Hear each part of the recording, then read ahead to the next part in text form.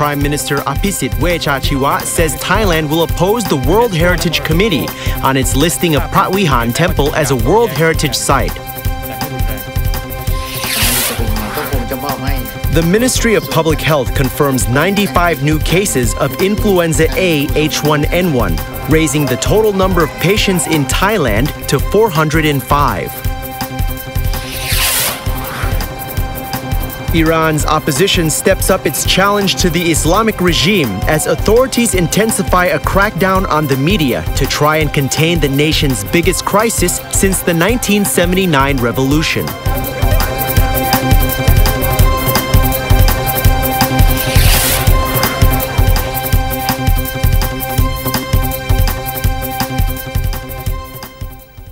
Sawasdee krab. Thank you for joining us with MCOT News. I am Parinya Runprapan.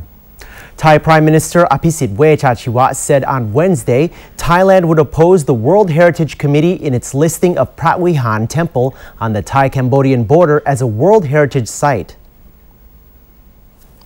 Mr. Apisit said the cabinet assigned Minister of Natural Resources and Environment Suwit Kunkiti to lodge the objection at a World Heritage Committee meeting to be held in Spain.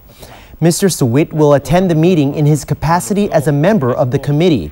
He will air complaints the listing might go against the charters of the United Nations for Education, Scientific and Cultural Organization, or UNESCO, and the World Heritage Committee. The Prime Minister said UNESCO would be asked to review its decision as more armed clashes had occurred between the two countries in the disputed area after the listing.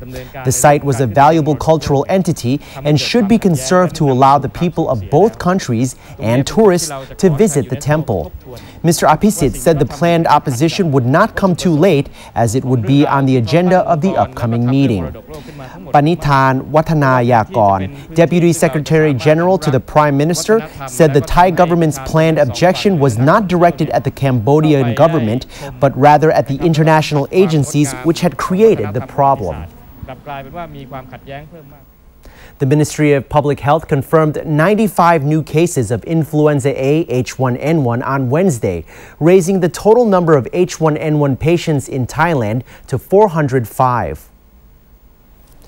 Dr. Preah Vihear, Permanent Secretary for Public Health, said among the new patients, 88 were students, 4 were adults, and there were also 3 people who had recently returned from abroad. Most of them were staying at home for treatment, while only 12 had been admitted to hospitals. Dr. Preah added statistically 16 new Thais were contracting the H1N1 flu on a daily basis.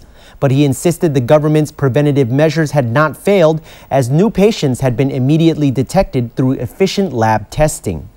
Regarding a report Thais were flocking to hospitals for influenza vaccine injections, Dr. Supan Sithamma, spokesman for the Public Health Ministry, said the anti-H1N1 vaccine had yet to be produced. The influenza vaccine was effective in preventing only seasonal or normal flu.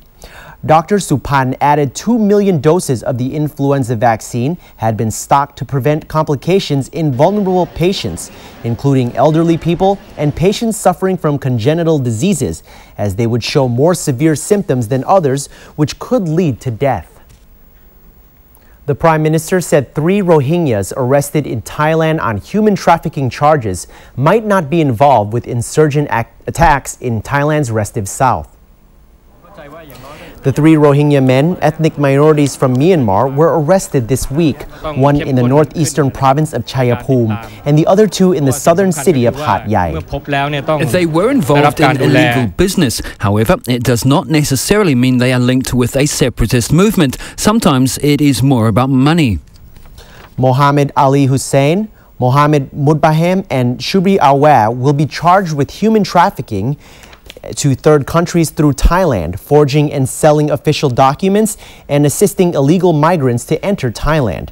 They allegedly assisted illegal workers from Myanmar, Sri Lanka, Pakistan, and Iran to enter Thailand and travel to third countries.